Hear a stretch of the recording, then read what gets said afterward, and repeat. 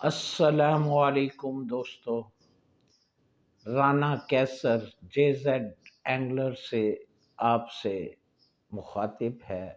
امید ہے آپ سب لوگ خیریت سے ہوں گے اور شکار کی تیاریوں میں مصروف ہوں گے، اور بہت سارے لوگ شکار کھیل بھی رہے ہیں۔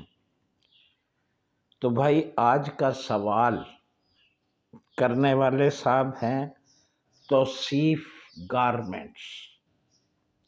ان کا سوال بہت اچھا ہے کہ جب ہم پانی پر جائیں تو پانی اتر رہا ہو تو شکار زیادہ ہوتا ہے یا چڑھ رہا ہو تو شکار زیادہ ہوتا ہے۔ تو بھائی میرے، یہ مسئلہ شکاریوں کو بہت عام مسئلہ ہے۔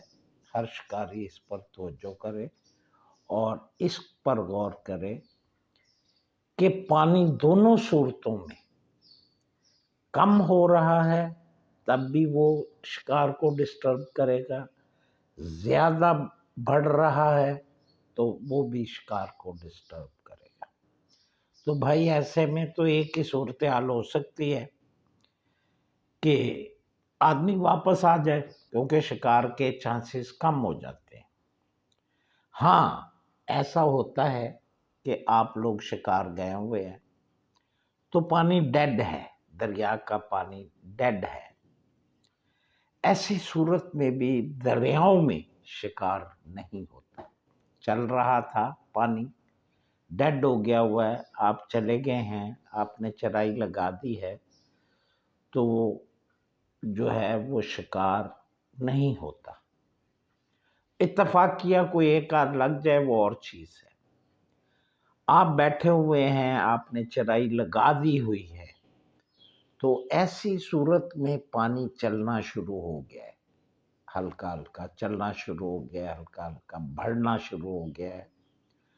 اس صورت میں آپ کو بے تحاشا شکار مل سکتا ہے، بے تحاشا شکار ملے گا، کیونکہ پانی کے موومنٹ کے ساتھ ہی مچھلی کی موومنٹ شروع ہو جاتی ہے۔ بہت ساری مثالیں ایسی دیکھی گئی۔ ہاں، اگر وہ صورتحال بہت زیادہ بڑھنے کی ہو جاتی ہے کہ 2 فٹ 3 فٹ اتنا پانی جو ہے وہ چڑھ رہا ہے، تو سٹارٹ میں آپ کو 2 4 چالیں مل جائیں گی۔ جیسے ہی پانی کی سپیڈ بہت زیادہ ہوگی تو شکار لگنا بند ہو جائے گا۔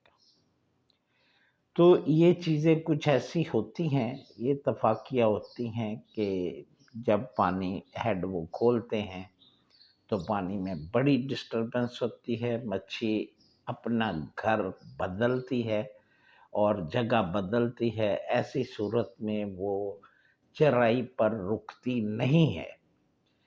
تو بھائی یہ تو قدرتی سچویشن ہے، اس میں انسان کا اپنا عمل دخل تو ہے نہیں، چرائی کا کوئی عمل دخل نہیں۔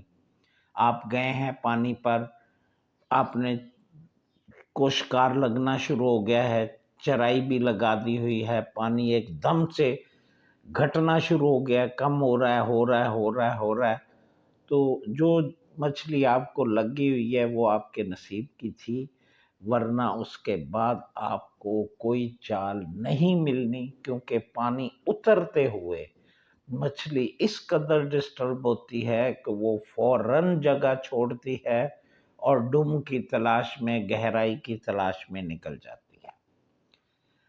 وہ پانی جب بڑھ رہا ہوتا ہے تو آپ کو شکار ہو رہا ہے، پہلے سے ہو رہا ہے، اور بڑھتے شکار پانی میں 1 2 3 چالیں آپ کو اور مل جائیں گی۔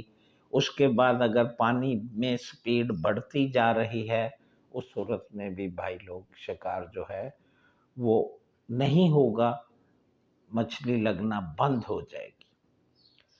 ایسی سچویشن میں میرے پاس ایک مشورہ ہے، بڑھتے ہوئے پانی پر، کھڑے پانی میں نہیں، وہ جو ہے اتر رہا ہے تو اس میں نہیں۔ ظاہر ہے جب آپ گئے ہیں تو آپ نے ڈوریں لمبی پھینکی ہوئی ہیں، چرائی بھی لمبی لگائی ہوئی ہے، اور پانی جو ہے وہ 3 4 فٹ چڑھ گیا ہے اور مزید ہلکا ہلکا چڑھ رہا ہے۔ ایسی صورت میں آپ کنارے پر آ جائیں، ابھی ज़ाहिर है आप फ़ौरन वापस तो आएँगे नहीं, शिकारी का एक होता है तरीक़ाकार कि वो कहता है अब तो आए हुए हैं भाई, चलो देखते हैं, ट्राई करते हैं। तो ऐसी सूरत में आप किनारे के पास आ जाएँ, जहाँ आपको 6-7 फुट पानी किनारे के पास मिले, तो वहाँ पर आप वेट चराई लगाकर 5-6 हाथ पर खेलें। डिस्टर्ब मछली जब पानी बढ़ता है तो वो किनारे का रुख करती है, तो किनारे के साथ आके बैठती भी है और वहाँ पर लगती भी है। तो जब आप किनारे पर खेलेंगे तो आपको शायद 1-2 चालें मिल जाएँ।